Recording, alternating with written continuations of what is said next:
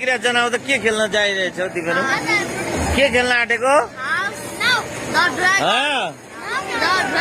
के स्पेलिङ सहित भन अङ्ग्रेजीमा सबै प्रतिक्रिया देऊ त साथीहरू तिमीहरूले अलि परेछ के खेल्न आँटेको तिमीहरू नानी dragon Why dragon? We are playing it's now. Now what's the name now? Made up of dragon wings and flying in the sky.